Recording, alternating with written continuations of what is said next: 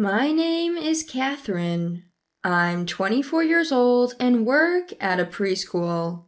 Last year, I got married and now live with my husband, George. He's 37 and works for a major corporation, so yes, there's a noticeable age gap between us. Before we got married, George was incredibly attentive and kind.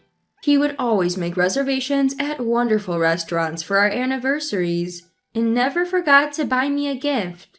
When I was bedridden with menstrual cramps, he'd swiftly buy me painkillers and sanitary products. I appreciated how understanding he was. His maturity and adult-like handling of situations made him all the more attractive to me. However, after we got married, his kindness faded. What is this terrible tasting food? Now, such unkind remarks have become common. Before, he would always compliment even my mediocre cooking, but after marriage, he complains about whatever I make.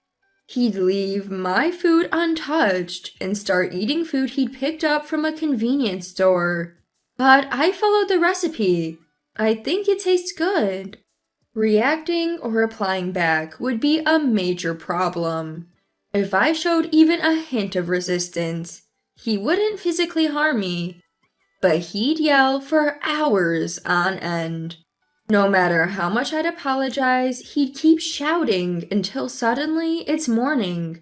When this happens, it affects my job, so I've given up on talking back. This is the uneasy piece we've managed to maintain. I'm sorry, I'll cook better next time. Next time? When is that? You're so incapable. Don't you have any self-awareness as a wife? I'm sorry. No matter what he says, all I can do is apologize. I believe this is what you would call harassment. People often say you should see the true nature of your partner before marriage, but I failed at that. He used to be so kind. It was too hard to see this coming. His words hurt me daily, but I couldn't entirely give up, hoping he'd return to the way he was before. I couldn't get away from my husband because of these struggles. Then, as if to add insult to injury, I got news from my mom. She had been undergoing cancer treatment for a while, but unfortunately, it spread. It seems there wasn't much more they could do. The doctors gave her a year to live. I was blindsided and devastated. My parents' home is only about an hour drive from where my husband and I live, so I decided to visit my mom as much as possible. My husband didn't seem too happy about it. Every time I'd mention going to see my mom, he'd complain. You're neglecting our home to see your mother. What are you thinking? Mom's only got a year left, you know. I want to spend as much time with her as possible, so I don't have regrets.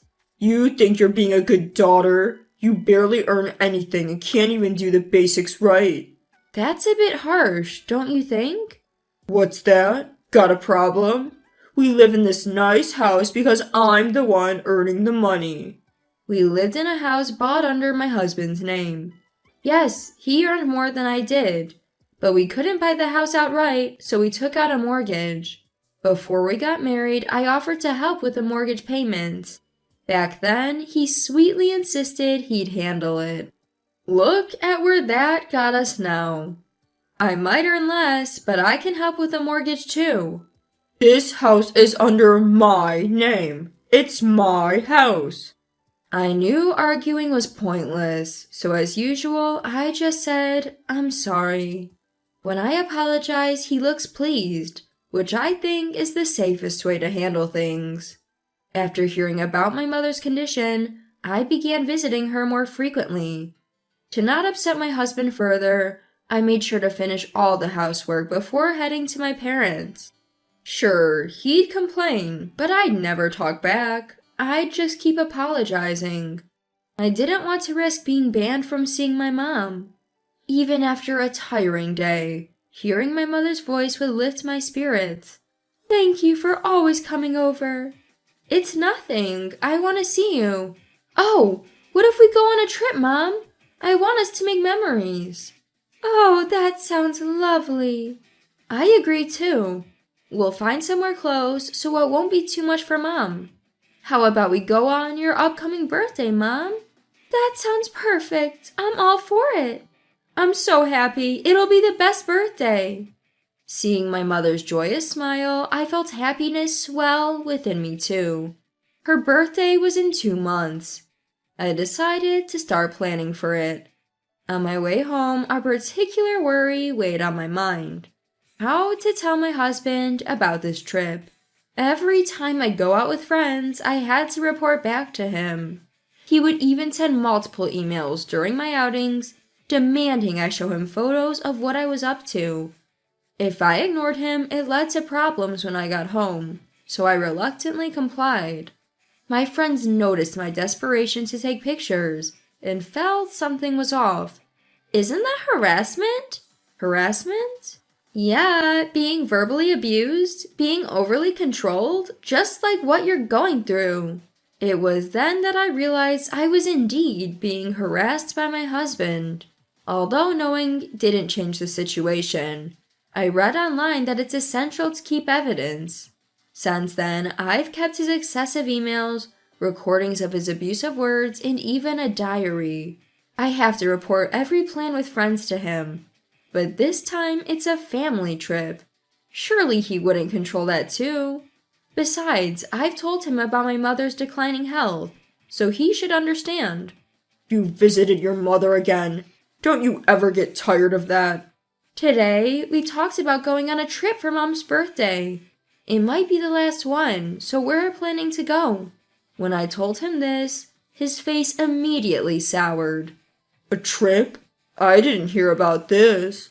We discussed it with the family today. I never gave permission for that. It's for Mom. She's looking forward to it. I want to make memories with the family. My husband, clearly irritated, listened to my reasoning. But then a nasty grin crept onto his face. So, when is this trip? Just 2 months from today. I've mostly decided on the hotel. I just need to make the reservations. Wow, in 2 months? Then I guess we can't go. Why not? With a mischievous grin, my husband started fiddling with his cell phone. A few minutes later, he showed me the screen of his phone, leaving me bewildered. Look, this is an email from my sister. She's getting married on that day. I've already replied that we'd attend. We can't back out now. A wedding? I don't remember hearing about that. I told you before. You just weren't listening. Anyway, no trip. We're going to my sister's wedding. If you don't like it, let's get divorced. You can't be serious. I had no idea a wedding invitation had arrived. My husband never checks the mail. I always sorted the mail, yet I hadn't noticed that invitation. It's hard to believe I would overlook that. It felt odd that my husband would reply to the invitation himself without consulting me. Seeing my disappointment, my husband looked quite pleased. Growing suspicious of him, I decided to secretly check with my mother-in-law, Mary. Hello, is this Mary? There's something I'd like to confirm. Catherine, what's up? I inquired about the sister-in-law who lives with my in-laws. While my husband is quite the character, this sister-in-law, Elizabeth, is also quite eccentric. She turned 40 this year, a divorced woman, and her divorce story was quite tragic. Elizabeth had a child with her ex-husband, but Elizabeth never really cared for the child. Even though she was a housewife, she did neither household chores nor child rearing, simply lazing around all day. There were times when her ex-husband would come home to find their child crying from hunger.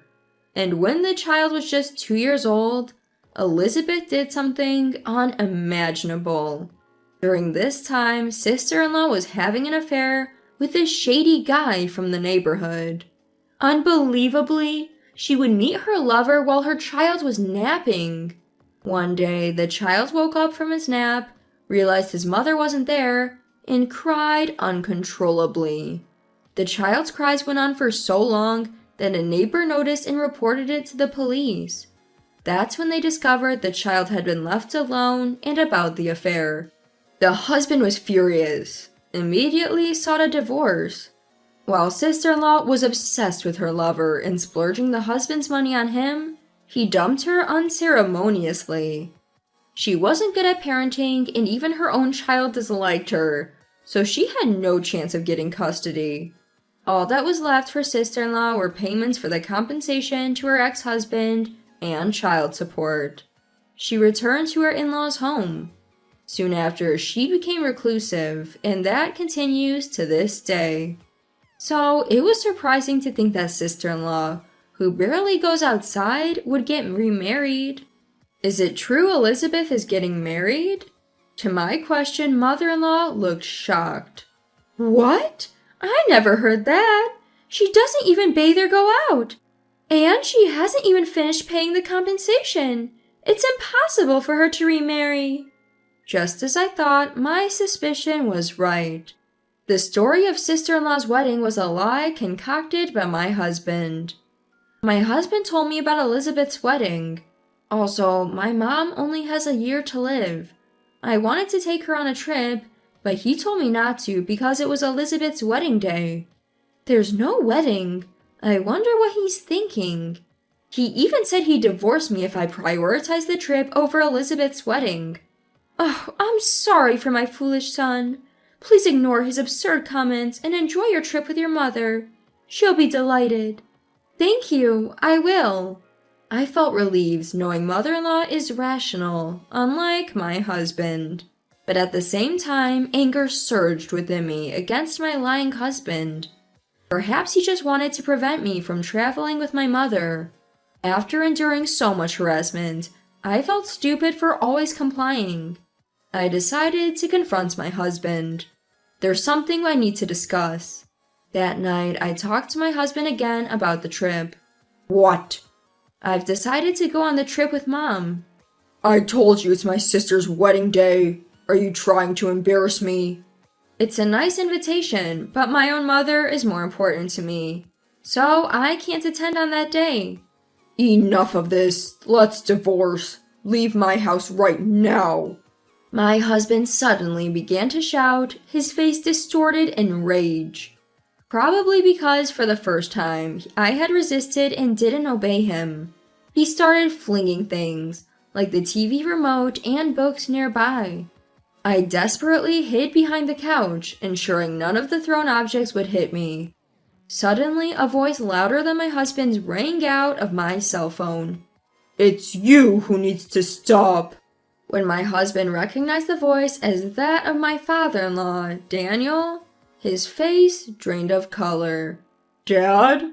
I've heard it all. A lie about your sister's wedding, threatening Catherine with such deceit and resorting to violence. Unforgivable. I'm on my way. If you harm Catherine in any way, you won't get away with it. George, upon hearing his father's words, looked completely defeated and crumpled to the floor. He then began to mutter to himself in a hushed tone, This is bad. No, it's not my fault. They're misunderstanding. I didn't do anything wrong. Looking at him, I felt more scared than disappointed. Silently, I made my way out of the house. As I crouched by the entrance, my in-laws arrived. Mary! Thank you for helping. After hearing our son's words, I was certain something was off with him. I had shared with my mother-in-law the incident about the trip and my confrontation with my husband. Anticipating potential danger, she had suggested that I let her listen to our conversation over the phone. They informed my father-in-law too, ensuring they were nearby and ready to help if needed. We're going in to confront our son. If you're feeling up to it, Catherine, join us. We will protect you always. Daniel's words felt incredibly reassuring. I followed my in-laws back into the house where my husband was. Hey, the house is a mess. What have you done? As Daniel entered, my husband looked down in silence. You claimed it was about your sister's wedding to sabotage Catherine's trip? How pathetic of you. Why did you do such a thing? My husband mumbled his excuses. Catherine is so gullible. She listens to everything I say. I'm the one supporting her, yet she dared to stand up to me. Daniel sighed, clearly exasperated. Catherine, is my son supporting you financially? No, I work too, and we split the living expenses. I don't pay the mortgage as he insists on taking care of it, but it's not that I can't afford to. My husband glared at me. You earn less than me. Don't get cocky. Yes, that's true, but it's not by much, right? It's not like you're earning that much more than me. Shut up. You always talk too much. Just listen to me. He shouted and raged at me. But when father-in-law spoke, he instantly lowered his gaze and became silent. Don't you feel ashamed? Catherine has been trying so hard to make this marriage work, even with you like this. Catherine, he mentioned divorce earlier. You can really go through with it if you want. Honestly, I had been waiting for someone to say that. In fact, when I decided to bring up the vacation, I anticipated he'd talk about divorce, so I had the divorce papers with me. Yes, after this incident, I've realized I can't be with him anymore. I want a divorce now, but first, I showed him the record of everything he had done to me up till now. All the things you've done to me, it's been unbearable. I'll consult a lawyer and then proceed with the divorce. Make sure to set aside compensation money, so I don't end up like Elizabeth. The diary entries I kept, the relentless emails, the recording from earlier. Knowing the evidence I had, my husband's face turned pale. He probably realized he stood no chance. Also, you've requested a transfer to the countryside starting tomorrow. It's the toughest job among all the branches. Work hard there and fix that twisted attitude of yours. He seemed utterly defeated. He had used his father-in-law's connections to land his job at the company, and with father-in-law holding a higher position, he couldn't refuse. Moreover, because of the transfer, he'd have to give up our house, his pride and joy. He had lost everything in an instant and could only hang his head in defeat. I packed my things that same day and decided to temporarily stay at my in-laws' place. If I suddenly took my belongings and went home, my mother would find out about the divorce. I never wanted her to worry at the last minute, so I never told her about the divorce. Then came my mom's birthday. For this special occasion, we went to the Grand Canyon, a place brimming with nature, to help her rejuvenate. Turns out she visited this place when she was pregnant with me. I remember this place. When I was pregnant with Catherine, every time I dip into a jacuzzi, she'd give me a little tap from inside, like a gentle knock. Seeing my mom reminisce with such joy made me emotional. Look at how you've grown. Thank you for coming into our lives, Catherine. Being able to travel with my mom safely today meant the world to me. We had such a blissful time, just the three of us. Fast forward a year, and it's almost miraculous. My mother is still vibrant and alive. Apparently, the trip had been such a blast for her that she's been brimming with enthusiasm for more. Whether it's because of that or not, her health improved and she became more active than before. Now, once a month, she and my dad go on trips together. She says it's the highlight of her life. With my mom back to her lively self, my dad too seemed more vibrant. I'm truly grateful I took her on that trip. I ended up receiving a substantial settlement from my ex-husband and started living on my own. When I finally told my mom, instead of worrying, she seemed oddly excited. Do tell me all about it. Surprisingly, she was eager to hear about my misadventures, almost like it was a plot from a TV drama. She listened intently to every word. On the other hand, my ex was transferred to a demanding branch office, and apparently works himself ragged every day. The compensation he owed me was initially fronted by father-in-law, but he insisted my ex would work it off no matter what. A few days ago, I received a video message in my inbox sent by my ex. In it, he was tearfully apologizing. But when I listened closely, it was all about protecting his own interests. I want the settlement waived.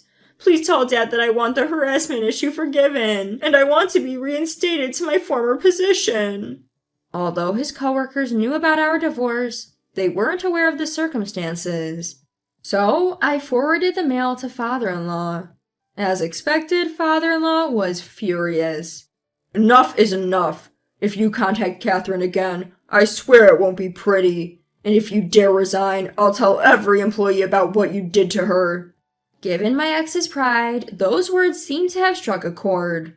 No matter how exhausted he feels, he's been pushing through at work.